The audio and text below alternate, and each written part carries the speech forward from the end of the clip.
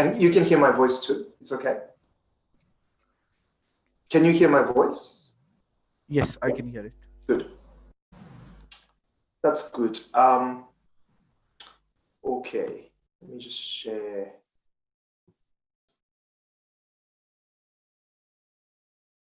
Screen.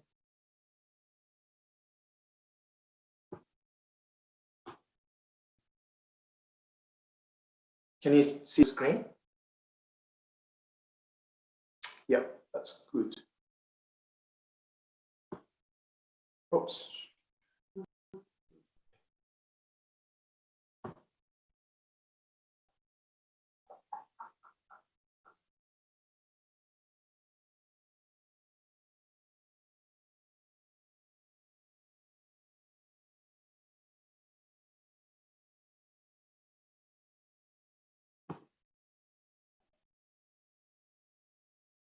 So I just wait for a few more minutes, and then we'll start in about, let's say, 2 minutes.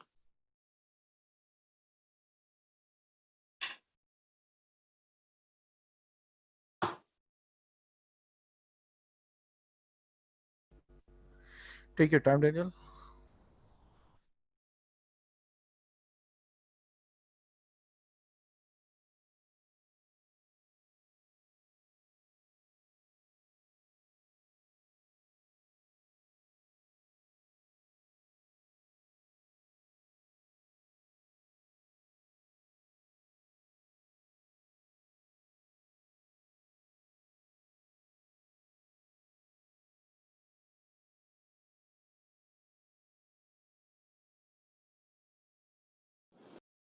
Oops, sorry.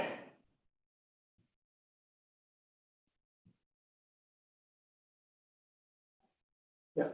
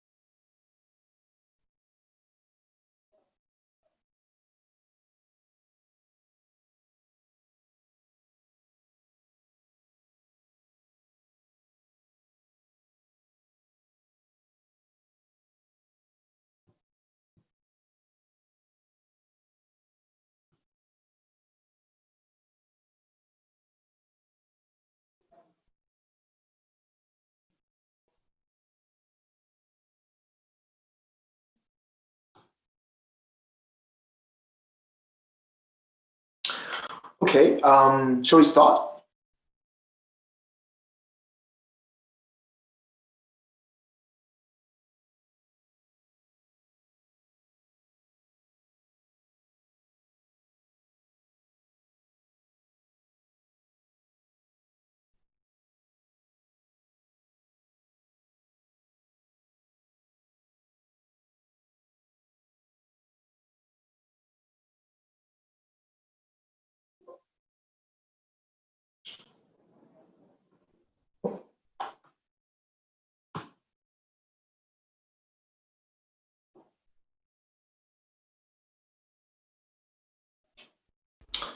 I think we should start, Daniel. No problem. Great. Everyone, my name is Daniel Connell. I work as a manager for the Middle East, Africa, and sponsor engagement at the University of Canberra. I thank Shayads for organizing this session today, virtual fair and webinar information session about the university and Canberra as a study destination. And it's really good to see everyone in this session. Now, in this session, I'd like to sort of introduce the University of Canberra and why students should consider coming to UC, to the University of Canberra, and also coming to Canberra to study and live here. Just to give you a good understanding of why so many students choose to come and study in Canberra. So let us begin. Just to give you some ranking information to begin with. So we've been sort of ranked within the top 1% of the universities currently in the world, and 184th in the world, and in the top 10 universities in Australia. And we're sort of sitting on the 18th young university in the world. Now, young university means that's basically universities, under 50 years old. So our rankings have gone up, quite rapidly for the last few years. So that's a really good thing. Now you see at a glance. So we basically focus on giving students as many sort of job opportunities as possible during their studies. So there's a lot of work involved in students, programs, like both postgraduate and undergraduate programs. And our students' employment rates have been very, very high. For the undergraduate students, it has been more than 89%. And for the postgraduate students, it's been about 94% of the employment rate. Now, we make sure that everything that students study, everything they do in their courses will lead into a professional career that they choose to go into, whether that's a business degree or arts or design or communication degrees, whatever the degree is. We make sure that students are very well equipped, and they're very sort of hands-on work experience focused teaching. And as a result of that, our students are getting a great sort of outcome. If you look at the employment rates, they have been extremely high. And if you look at the median salaries as well, for undergraduate students, it's been 62,600, and for the postgraduate students, it's been more than 80,000 Australian dollars. So that's really something that we are very, very good at, and something that we are very proud of. So we do provide a lot of job opportunities, a lot of practical experience that will lead into a professional career that students to go into. So we do have a lot of work integrated learning embedded in the programs that we offer. And we have very strong connections with the industries, both in the government and private sectors as well. So we can sort of connect our students, with our industry partners that we work with. Now, these are just some examples of the partners that we work with in Canberra. There are some big names based in Canberra, and what we do as a university is we sort of organize all these careers fair or job fair, where we invite all these industry partners to our campus, and we try to sort of link our students with these industries that we work with.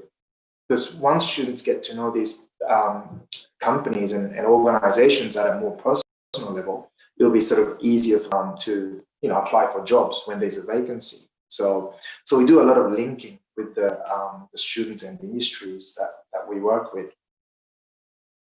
Canberra has been considered as a hidden gem in Australia. There's a rising employment opportunity here in Canberra. Now, during the COVID time, the employment rate or the labour market has been quieter, as you can imagine. But because we have contained the virus situation here very, very well, all the sort of job opportunities are expected to come back probably by mid to late next year. So by the time the borders open again, I'm pretty sure that there'll be all the job opportunities coming back to the city. So once that happens, there will be more and more sort of job opportunities for international students. So that'll be a very good thing for everyone. And there's a better pay. So students or people in Canberra in general, they earn the highest in the country. So they have they do get a better pay package compared to other people sort of living in other states in Australia. And there's a rapidly growing economy as well that's also connected to job creation, stay longer. So because Canberra is considered as a city, students would get an extra year of work rights. So students get to stay and work in Canberra, in the Canberra region for at least 3 years after they graduate from university degree. And we have the lowest unemployment rate in the country as well. So these are general characteristics about Canberra as a study destination, and these are sort of some of the major reasons why a lot of students choose to come and live in Canberra, because of these opportunities that students can get. Just some comparison about average weekly earnings that students or people get in general. So if you can see the ACT, that's where Canberra is located, we top the chart. So that shows that the people in Canberra get paid the highest compared to other states in Australia, and that makes Canberra the richest city in Australia. Employment rates as well, again, quite an interesting comparison that we've got. So UC graduates, as you can see, and as I mentioned already, has the highest employment rates for both undergrad and postgrad students, with a very high median salaries as well.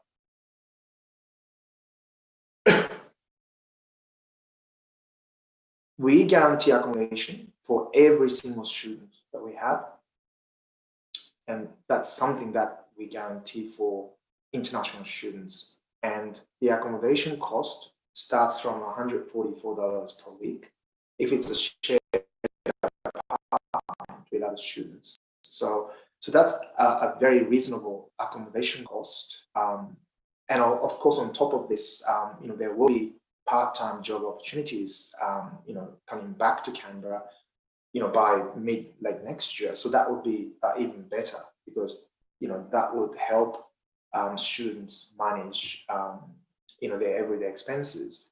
So it is a very good environment indeed here in Canberra. We got more than 80 active academic and social clubs available on campus as well, and we have a lot of activities happening inside and outside the campus. We will have a very big, very special cricket match coming up, India versus Australia, here in Canberra.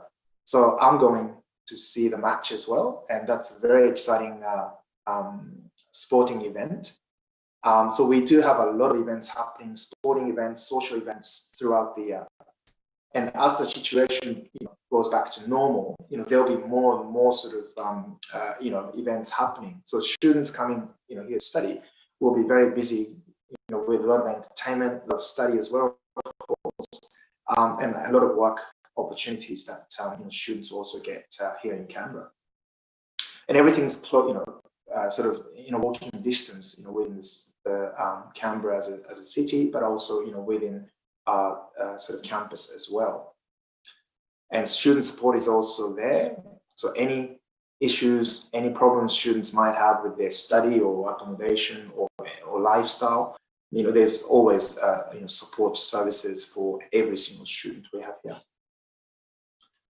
So our careers office does a lot of assistance for all the students we have. So we do prepare students for job interviews, or for part-time job or full-time job opportunities. So we do a lot of counseling sessions. We give a lot of internship opportunities, a lot of industry research and community project opportunities, and also we advertise jobs. And we have a special sort of casual job scheme where we let our students know first whenever there's a vacancy, either on campus or off campus. Our students are always the first to know that there's a vacancy available. So in that sense, we also help out our students find part-time work, during their study. So we put our students first, ahead of anyone else. So that's actually a very good scheme that we've got here on campus. There's a lot of support services available as well. So whenever students have any issues with medical, academic, or lifestyle issues, we're always there to help them.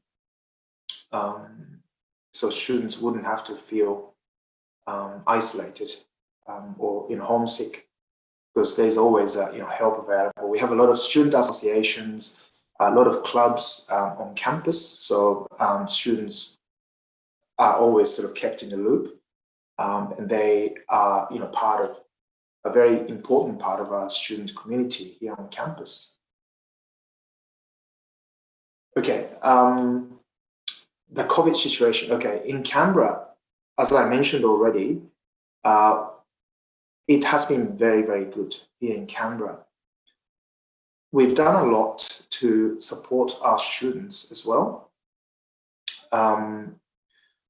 We've had one active case today, but before today, we hadn't any sort of other active cases for a long, long time. And today's case was one from one of the diplomats who were based in Canberra, coming back from overseas. So that was from an external sort of source of the COVID. So apart from that, we haven't had any other cases at all here in Canberra. So our campus is almost fully open, and our students who are based here already, they're being taught face to face, which is fantastic. And that's something we really want to see. Whenever the borders reopen, we're hoping to just get our students back into Canberra as soon as possible. Now, there's a lot of support support that we've done for our international students. So Student Empowerment Fund is one of the schemes that we had. A lot of associations in collaboration with local community, multicultural associations, and other organizations based in Canberra. We've done a lot of help for international students. So there's a mental support, academic support, welfare support. So to make sure that our students are looked after. And our government, ACT government, the state government, also created a number of jobs for international students under the Canberra Jobs Plan. So we created 150 jobs, to international students. So during the COVID time, since March, when the COVID started to spread, we've done a lot of supporting, to international students community here in Canberra. So, so all we need now is really, the borders to reopen, and that is, we're still waiting for more news to come, more updates from the government source. So as we receive more information, we'll make sure to keep you, in the loop.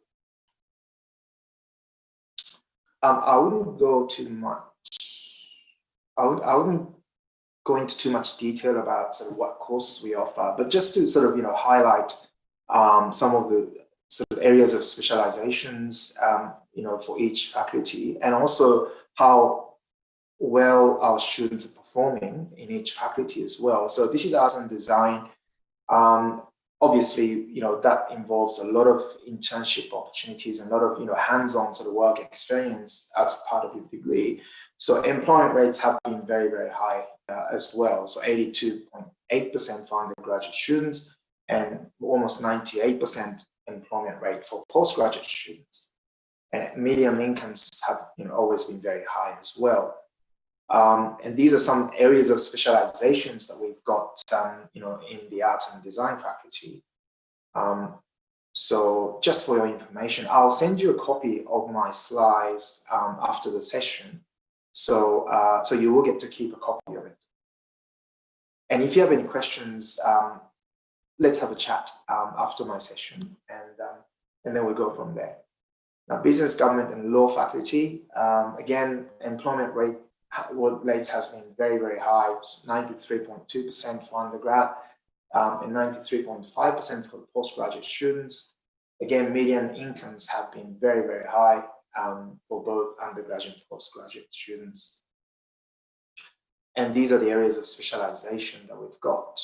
So we've got things like accounting, HR management, finance and banking, event and tourism management. For postgrad, we've got MBA and international business and marketing management as well. Education, again, employment rates have been very, very high, 94.4% for undergrad and almost 6% for postgraduate students. Again, we have a very close connection with the school sector here in Canberra, both private and public sector or public school sector. So we can place our students into those schools and then get the internship done through the school sector. And these are the sort of main areas of specializations under the education faculty. And health, again, very, very strong connection we've got with the Australian Institute of Sport, where a lot of Olympians do research and study. So we do collaborate with our Institute of Sport staff and the Olympic athletes. And also we got our own hospital based on our campus as well. It's called the University of Canberra Hospital, where we can place our students for internship projects and other work, integrated learning projects. And employment rates have been very, very high. Again, for undergraduate students, it's been 100%. So it is a guarantee for sort of undergraduate students in the rehab area to get a job, basically. So that's a very high employment rates we've got. And postgraduate, again, it's almost 94%. So that's it's almost a guarantee to basically be employed after they finish their study. And these are sort of some areas of specializations that we've got in the health faculty. So we got things like pharmacy, public health, medical radiation science, sports and exercise science, optometry, counseling, medical imaging, nutrition and dietetics, and all these things are offered health faculty. And as I mentioned, hospital is one thing that we've got on campus, but we've got other clinics and medical facilities based on campus as well. So, so we could either place our students on campus or off campus with other hospitals that we work with. So again, the industry connections that we've got are very, very strong here at UC, and this is something that's very special because Canberra is the capital city of Australia, and we have a connection with the government side and private sector as well, and we can transfer those connections to our students. So that's something that's I see that as a very, very special sort of privilege that we've got here in Canberra. And science and tech. So again, employment rates have been very, very high for undergraduate and postgraduate students. And we do offer quite a number of IT sort of areas like cyber security, artificial intelligence, data science, robotics, and network and software engineering. Yeah, so so both undergrad and postgraduate programs, we've got quite a wide range of IT and software engineering related fields. Scholarships. So we do offer a range of partial scholarships. So we got basically 10 to 25% scholarships we offer. Now, for 10%, to be eligible for the 10% scholarship, we do require certain academic scores. And as you can see here, so these are sort of the requirements that we ask for. Now, 10% and 20% scholarships are available for pretty much all the degree programs that we offer. But for the 25% partial scholarships we offer, this is for selected degrees only. So there's a list of degrees that that you can find on our website. I can send you the link to our scholarship page after the session. But this is for students applying for selected degrees only. So, for example, if you applied for Bachelor of, let's say, Sports and Exercise Science, or Biomedical Science or Medical Science, for example, those are listed under the 25% scholarship. So you will be considered for the 25% partial scholarship in that case.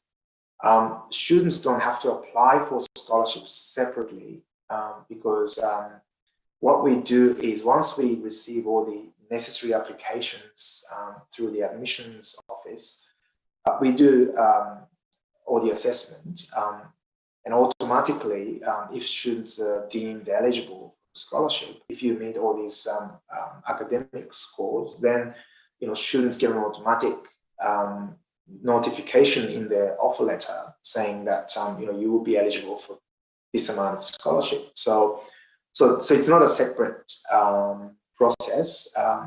We do the assessment for both entry eligibility for the course and also the eligibility for the scholarship.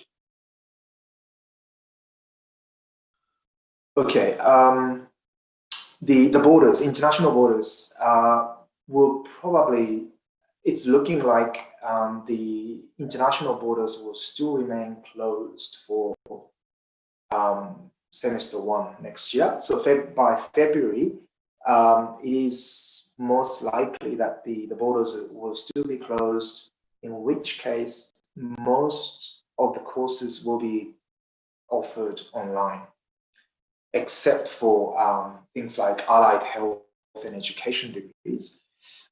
So all these students who already have offers for, let's say, for example, allied health courses, they will be deferred to the next available intake. For other students who have offers, let's say, in the fields of IT, business, or design, or communication, students could actually start their courses by taking a few subjects online. So this is what we've prepared for upcoming semester 1. So students who are getting into business comms or IT courses, they could take a few subjects, or they could start their courses by starting a few subjects online. And students can choose to do like 2 to 4 subjects. And that's the semester 1 sort of intake that we will have next year. And there are quite a lot of benefits of taking subjects online or starting their courses online. And these are sort of some of the major benefits that students can get, for taking subjects online. So obviously, students can start their degree in the comfort of their home, and that would lead to smooth transition to study in Australia. And all the subjects are specially crafted to meet the needs of the international students. And course content also delivered through both live events and recorded material. So that basically means there will be all the lectures will be recorded, and that can be accessible to all students. And if there are any live events, there'll be like different time frames, there are different time slots, and you can actually choose to go into the most convenient time, like for you, to go in. So that would normally probably happen between around 7 a.m. till 6 p.m. So during that time, you could sort of choose to go into your most convenient time and then do the live session that way. So it will be offered by a mixture of both live events and recorded materials. And interaction with classmates through virtual classes and group discussions. So that can be done through online. And feedback and consultation sessions can also be done, and one-on-one support available whenever students need it online.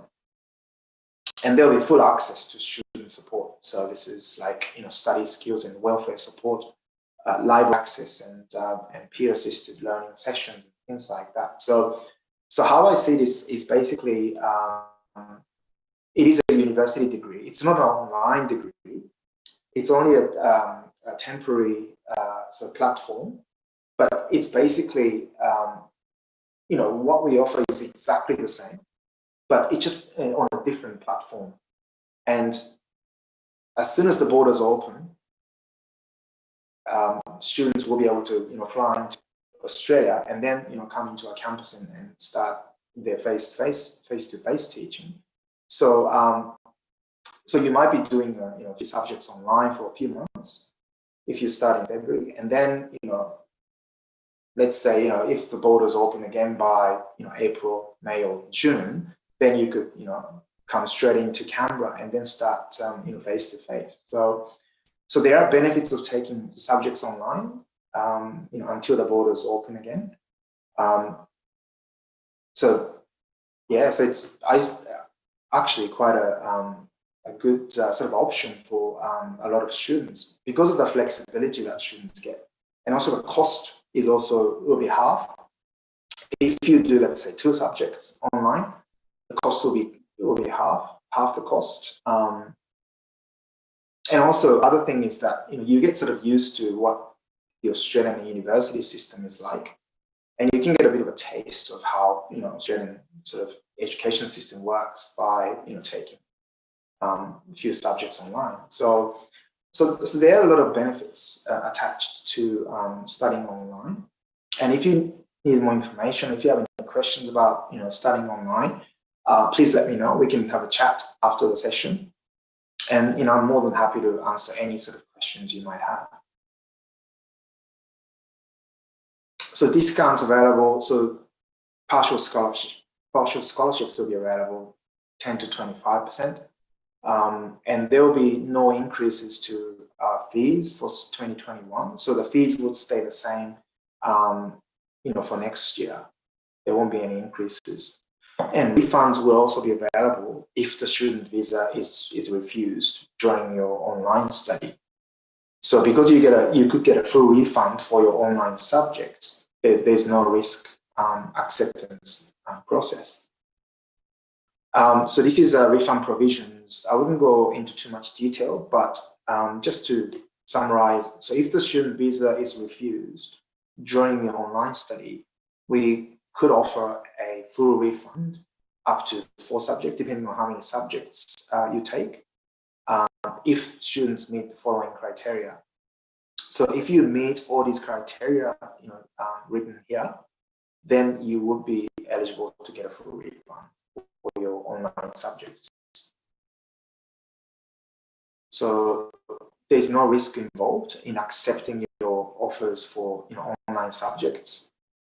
That's something that we offered for semester 2 this year, and we're doing the same. This is exactly the same as what we offered for semester 2 this year. And reduced deposit amount for semester 1 2021, and deposit equivalent to tuition fees for 2 subjects. And then, you know, when students actually come and study with us face to face, then students can finish the rest of their study, you know, by face to face. So yeah, so that's actually quite flexible and convenient for a lot of students. So flexible arrangements. So we do accept new students with pending results, provided these are received by a certain date, which is the 2nd of March next year. And GTE, we normally conduct the survey prior to starting subjects online. Now, English language. Now, if the IELTS centers have opened already, then this is probably not very relevant, but we do still accept online-based tests like IELTS Indicator or, you know, TOEFL IBT, Special Home Edition, and others as well. Duolingo we do accept, but this is for UC College and ELICOS course only. So just for your information, and we do accept all these tests by the until the end of January next year. This is another quite interesting comparison about you know, the living cost, the total living cost. You can see here that the annual living cost is pretty much the same across any cities in Australia. But the biggest difference can be made in accommodation cost here. At UC on campus, it starts from $144 per week, and that would come to around $9,360 per year. And if you total costs, that would come to about $48 billion if you lived on UC campus. Now, that's actually quite different. If you can see the other states here, and you can also see like how much money students will be saving if you lived on UC campus. So again, I'll send you a copy of this so that you can, you can keep it as a reference. But this is really, showing that Canberra has the best return on investment rate in Australia. And on top of this, remember that there are lots and lots of job opportunities available in Canberra as well. So by the time all students are able to come back to the city, there'll be a lot of jobs available either on campus or off campus, and we can sort of help students find part-time work and prepare students for job interviews and things like that. So and you also get to sort of work in different sectors here in Canberra, and the pay you get is quite it's very high as well here. You can expect to get paid around $20 to $25 per hour, which is actually very, very good rate.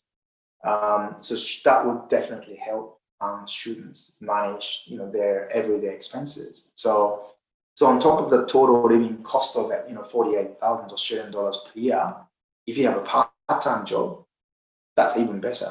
So the cost of living will be even lower. So yeah, so just for information that Canberra's got the best return on investment. I think that's all the slides I've got today. So just a summary here. So we have in-demand graduates, more than 89% graduate employment rate, and above average starting salaries, and we're sitting on top 1% of universities in the world. And we do have a wide range of scholarships available, 10 to 25% discounts available for our degree programs, and we're within Australia's top 10 universities. And students get 1 extra year of post-study work rights. So students would get to stay in Canberra and work in Canberra for at least 3 years.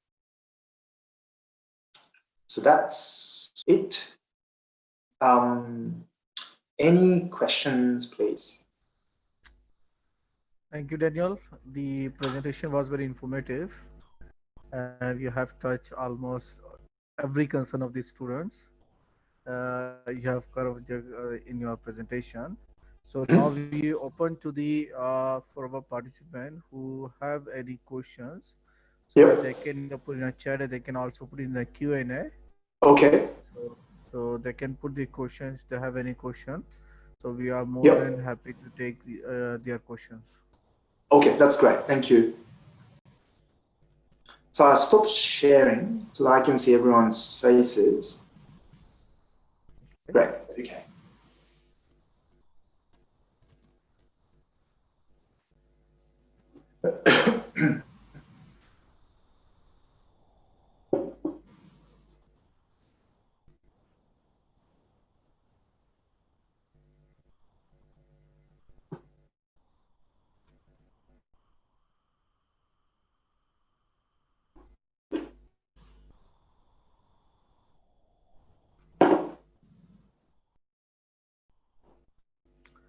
The one question I have, Daniel, we do have the bachelor in journalism. Do you have any degree which is also has the journalism specialized at a postgraduate level? Just one with the I've got some IT. You can just hang on a second. So I just want to.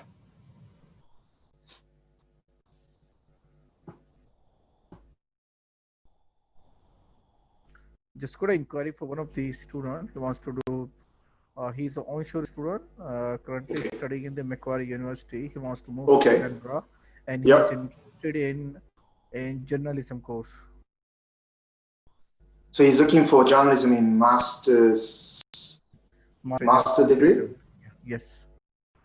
He couldn't be here in this session because he had some job commitment. So he Mm, said he won't be able to join there, but he put me forward this question. yep.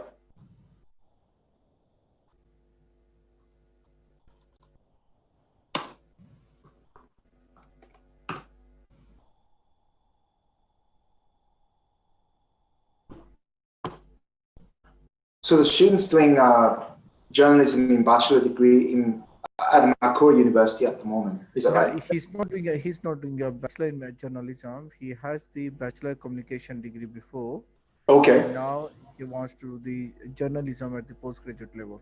All right. I see. I see. Okay.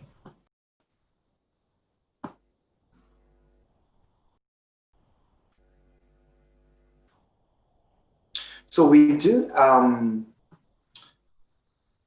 Sorry, it's frozen. My page.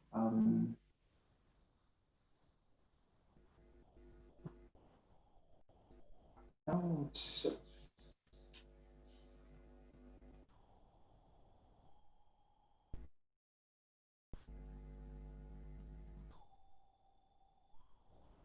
okay. So yes, we do have a Master of Communication degree at the Faculty of Arts and Design here, and that would cover. Let me just show you that part as well. Um,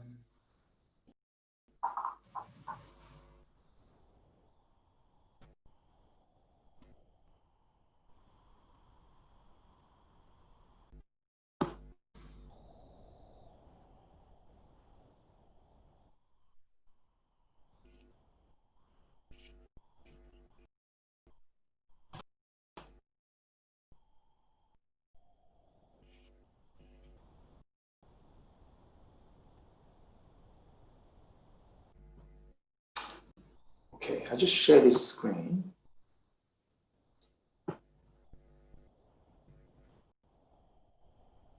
Can you see the screen?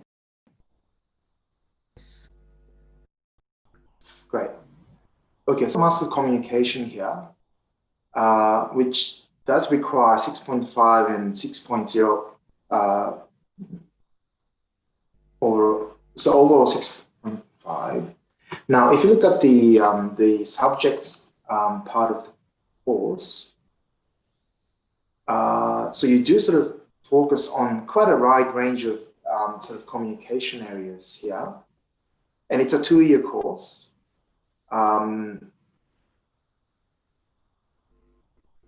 And for the restricted choice unit or no specialization list there, then you could take like a journalism so related subject here as well.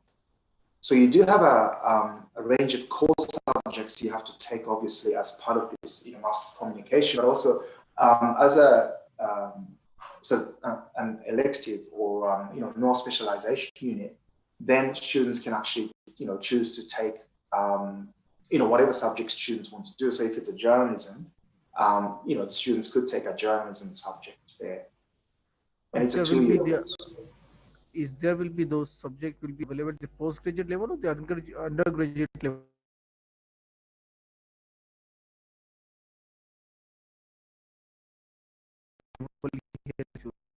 here. Your masters. The elective subject, the students which he wants to take into his elective Mm-hmm. study. So will that subject are available at the UC or he has to choose from the bachelor degree from journalism, those subjects? No, this will have the. I just want to show you that as well. So this is. So that will be a master's level, shares. So that'll be a postgraduate subject. It's not, bachelor level, like undergraduate level subject.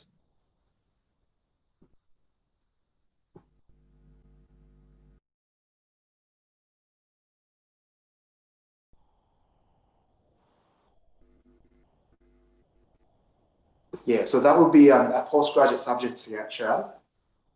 Okay.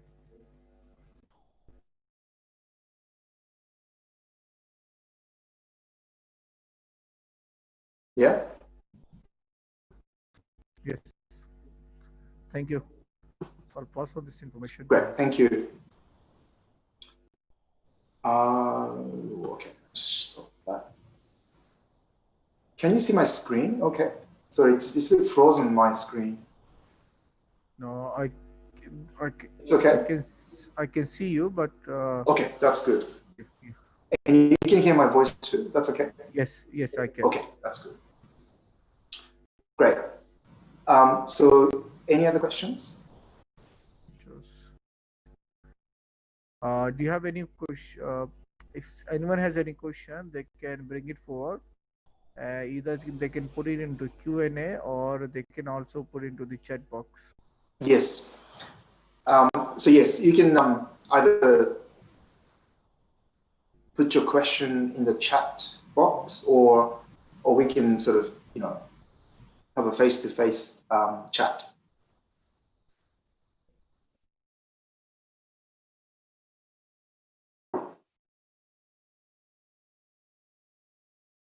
So can I ask everyone, so what are your qualifications at the moment? Have you done so qualifications like CBSE, or you're doing bachelor degrees, or so what are your qualifications at the moment?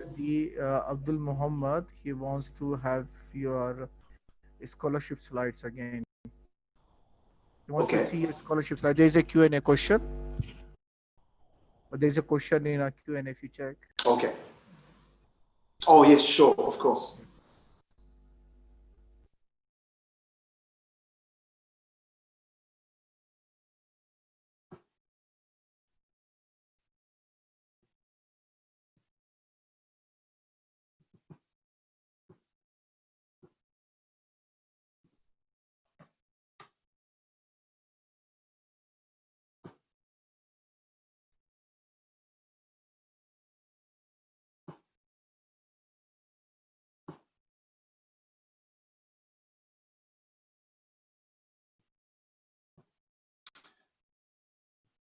Okay.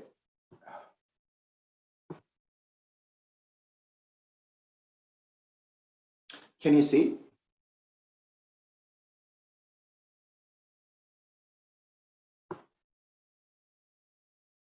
So these are the scholarships that we offer. So as I mentioned in my slides, so the 25% of the total tuition fee. So these are the criteria.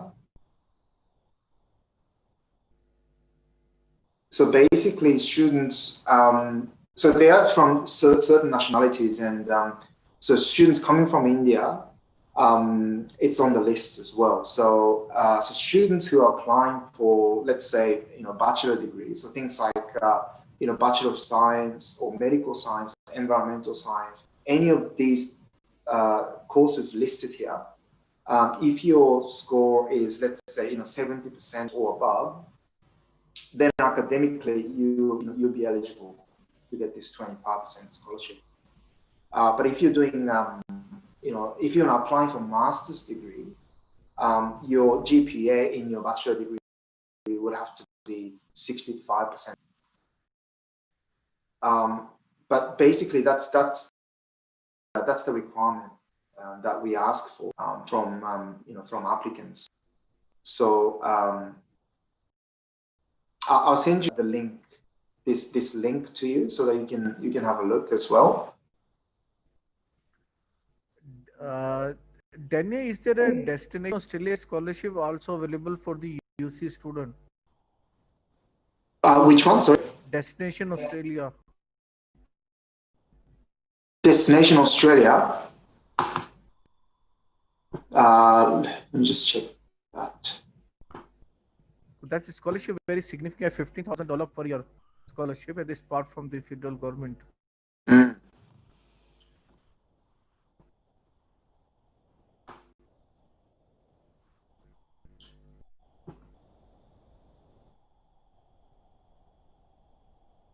No, it's Chaz, it's not available now. Okay. So yeah, no. So basically, what we offer is basically the range of 10 to 25% scholarships for 2021.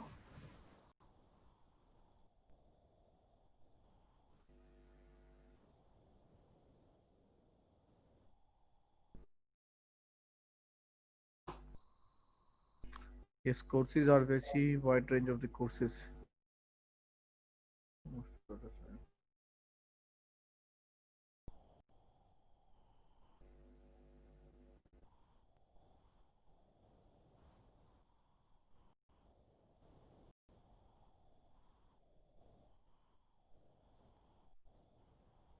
So this 20%, so it's a high achiever scholarship. So this applies to basically all degrees that we have. Okay. So the requirement's a bit higher there.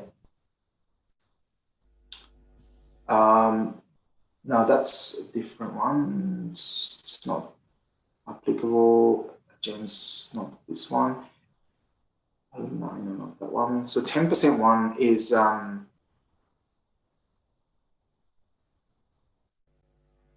these are sort of criteria that we've got for 10%. Now you can note, you can tell that these requirements are the same as the one for 25% scholarship. Now the reason is because the 25% scholarship is basically designed for particular degrees, so it doesn't apply to all degrees, as I mentioned.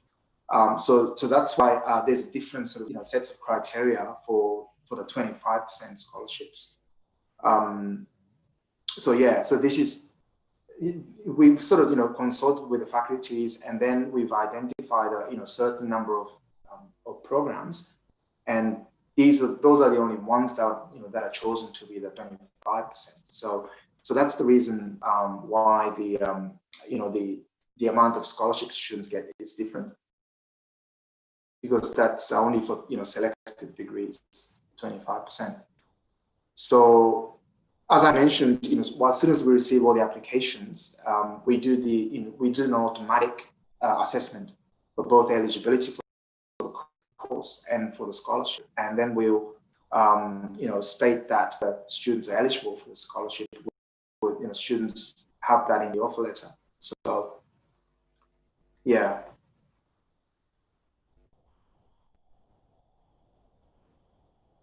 So these Australia awards, so they it's open, but it's still details to be announced.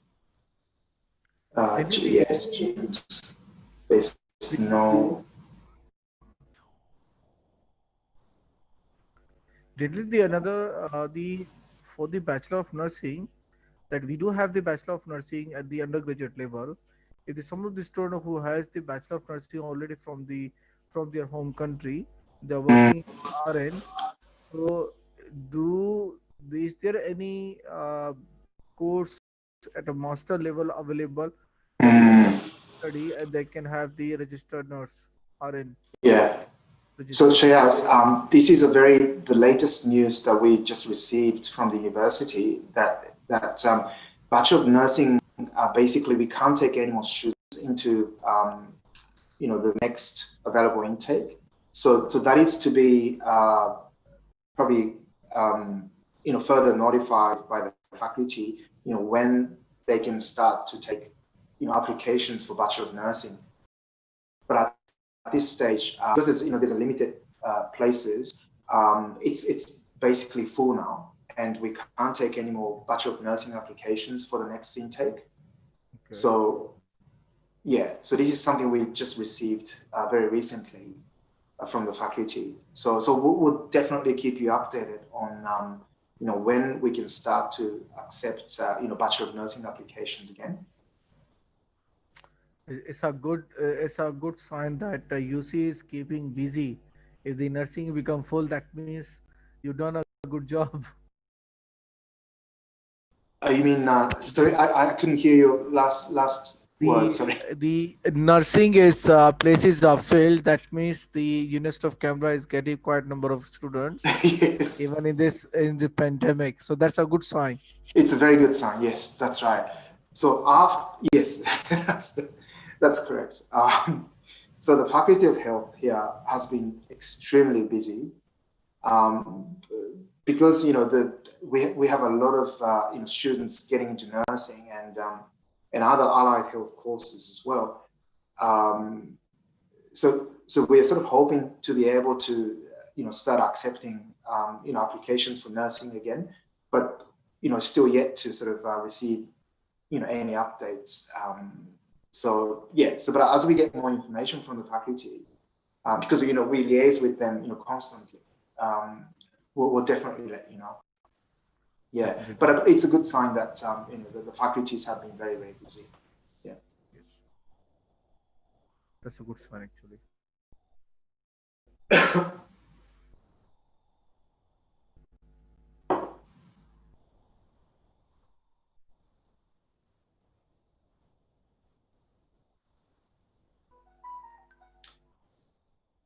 Great. Anything else from anyone? I think there is a hand raise. Abdul Muhammad.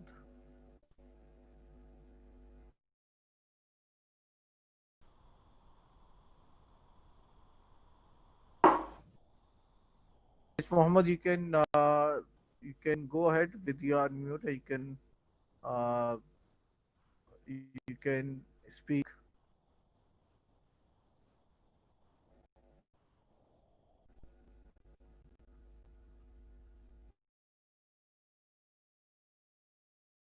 Muhammad, your hand is raised. If you have any question, either you can speak or Yeah, Abdul, I think you're muted. Can I unmute you? I'll just unmute.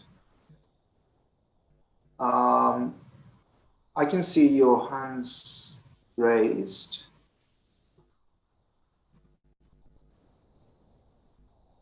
Abdul, can you unmute yourself?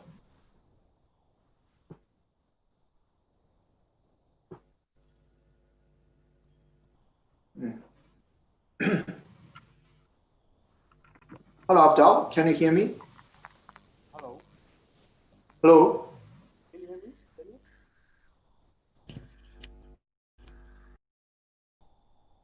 Oh, okay. Duolingo, yep. So as I mentioned, so Duolingo is only accepted for UC college pathways and ELICOs. For UC degrees, we don't accept Duolingo. We accept IELTS indicator or TOEFL IBT special home edition. So yeah, is that what your question is? Yes, hello, Daniel. Sorry, Abdul, could you speak up a little bit louder? Sorry, I couldn't hear your voice. Sorry. I think something wrong with my sound system. I will type. Okay. yes, you can please type. Okay, sure. Please type your question. Yeah. Yep.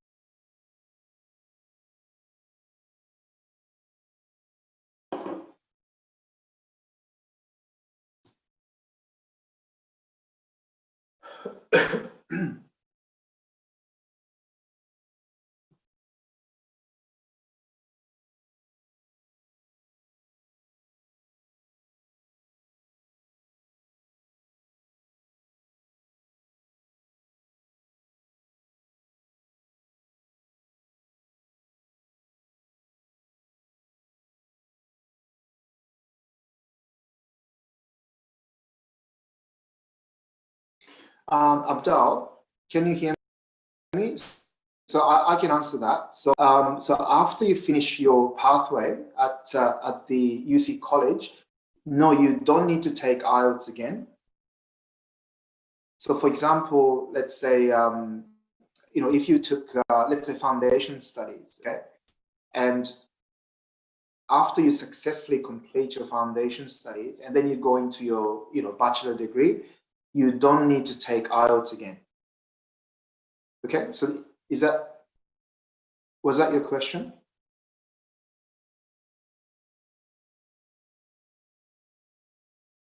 Yeah, great. So yes, that's right. So all the pathways that we've got at the UC College, there's no IELTS required after you've successfully finished your pathways.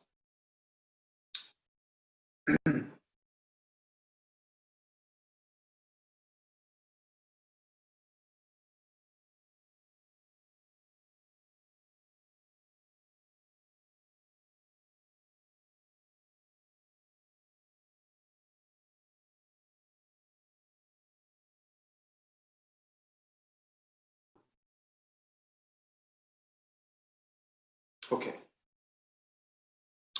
Anything else from anyone?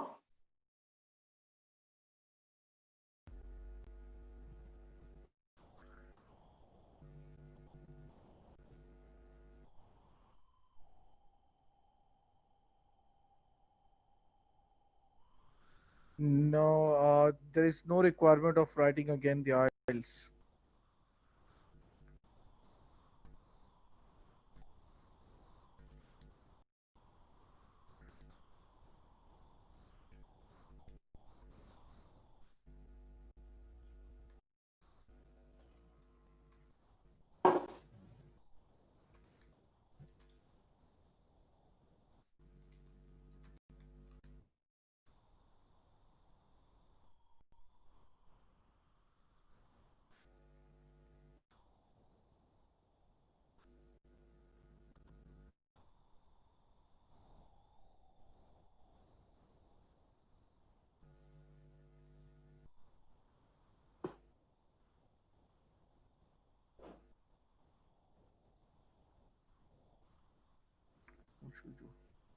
The another question we have from the will the what sort of jobs helps available for a student with the university? Oh, okay. Thank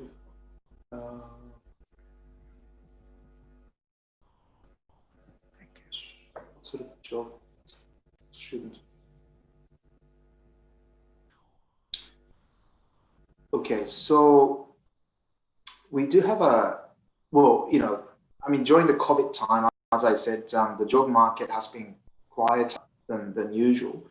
But normally, there are a lot of jobs available in a sort of entertainment sort of sector, like like the cinemas, coffee shops, shopping malls, restaurants, all these sort of service sectors, entertainment sectors have a lot of part-time job opportunities.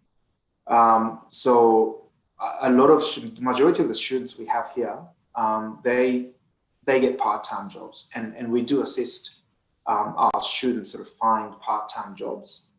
And as I mentioned in my slides, we have a special scheme where we notify all our students whenever there's a vacancy available in our job list. So our students are always the first to know that there's a job vacancy. So you could find jobs, as I said, in sort of entertainment service sectors here in Canberra. And in case you don't know much about what Canberra is like, so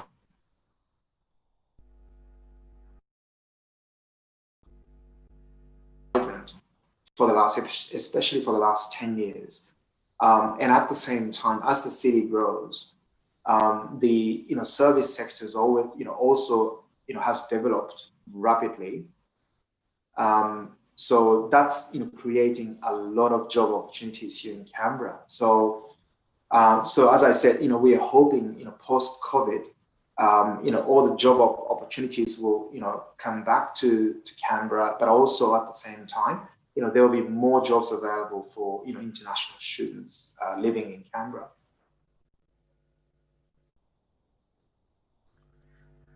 Daniel, there are also the extra work as a extra year work is sorry, extra 1 year visa is available for this post study work visa when the That's right. student Yes. is studying Yes. with the Canberra. Yes. And they also have the preferred in state nomination when they're applying for the 491 visa if they're studying with the University of Canberra. Uh-huh. Yes. So and the another point which very important, I would Yep. like to highlight here, the Canberra has the most of the government jobs there. If these people can get a PR over there, they can access the quite number of the jobs the Australian can do it over there. So I couldn't hear. Could you The high speak number louder? of the government jobs are available in Canberra. Yeah. Government jobs. Government job, yes. Yeah. If the student Um, get a PR over there in the state, settled over there, definitely they can access for these jobs. okay. So there are government jobs available at the federal level and state level. Now, for the federal level, you would have to be a citizen to be able to get a job in the federal government sector. But if you're a PR, if you're a permanent resident, then you could apply for job vacancies at the state level. So there are jobs available, let's say in the ACT government, in the state government, and students, who become, Australian PR, they could, apply for those, jobs at the state level. But as I said, for the federal level, you would have to be an Australian citizen. Yeah. So there's a distinction between state and federal level jobs, but nevertheless, there are a lot of jobs available, in the public sector, as you said, at the state level, but also in the private sector as well. The ratio of sort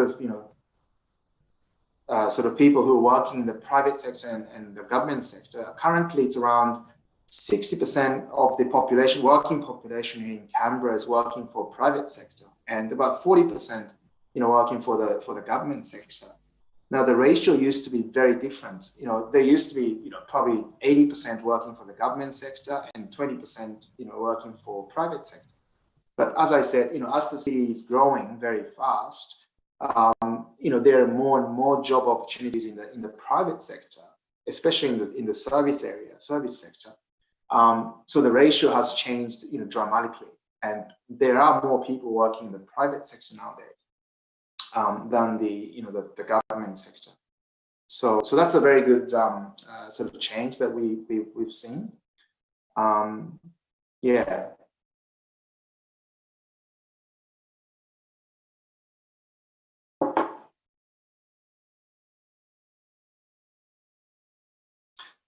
Anything else, guys?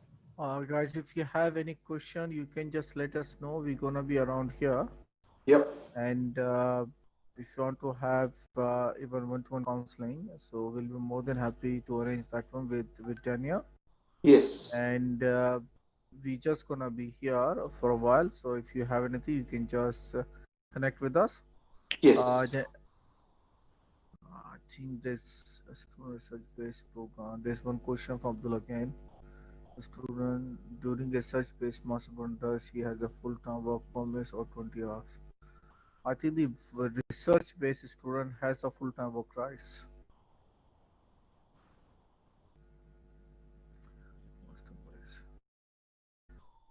Just let me Research-based master program. So it's not about what sort of study you do, but this is so you would get a 20-hour work permit under the student visa. So if you have the student visa, you'll be allowed to work 20 hours a week.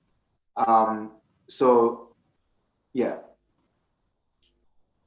Does it answer your question, Abdel? Yeah, so if you have the student visa, you have the work permit of 20 hours a week.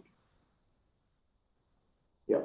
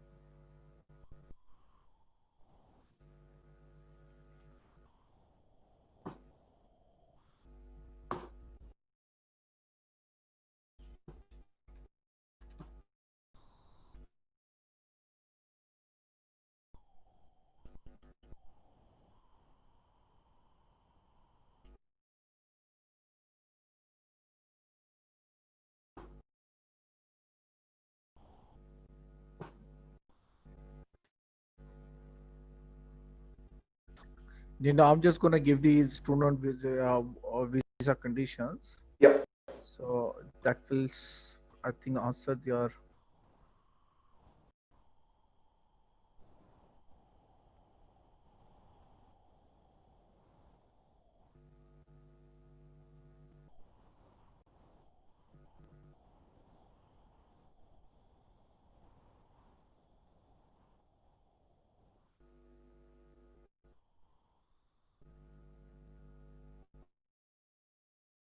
I think there's unlimited work rights. If they check the uh, condition number 8 I'll just copy this for them. So I think, Okay. or maybe I can share my screen. Yep. Okay. Thank you.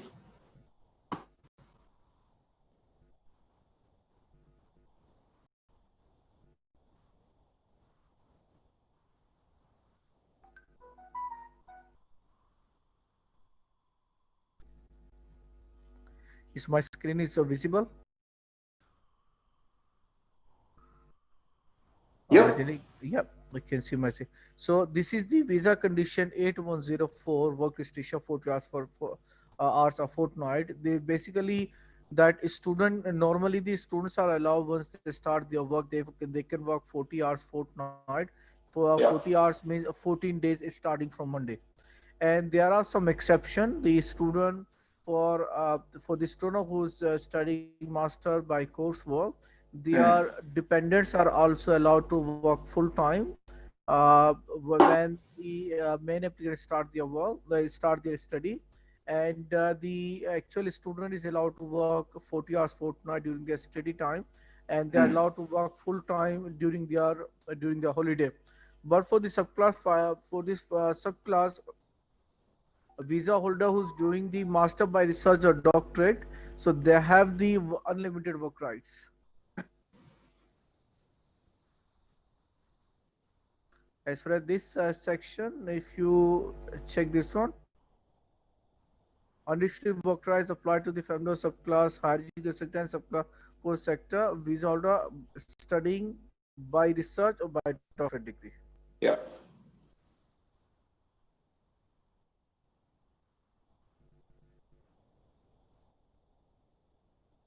8104 condition. So you can also check this one on the immigration website. Mm. It can clarifies the query.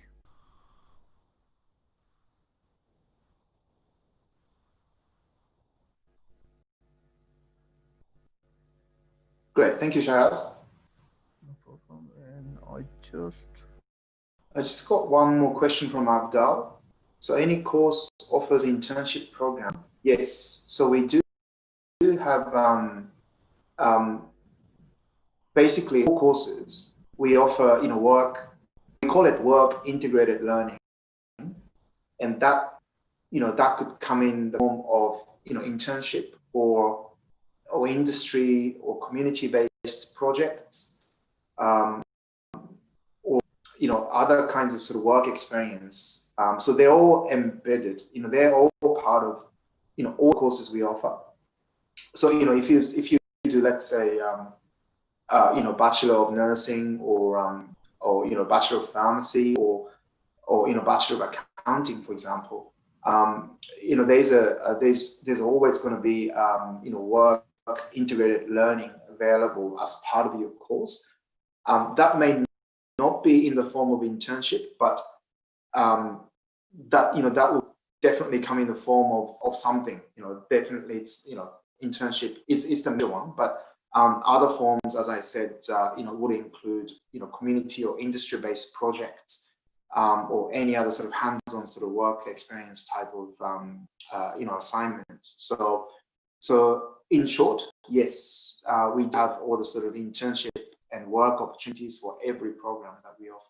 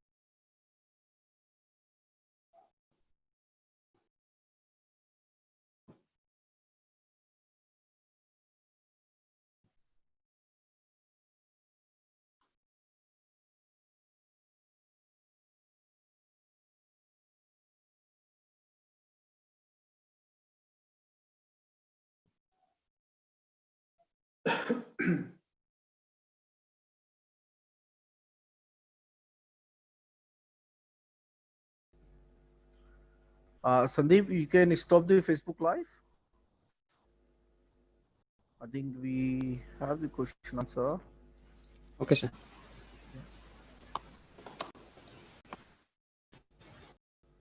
There's any question, they can don't shy away, or we can, if you are shy away, you can also type your question here. And if you have the most of the things Daniel has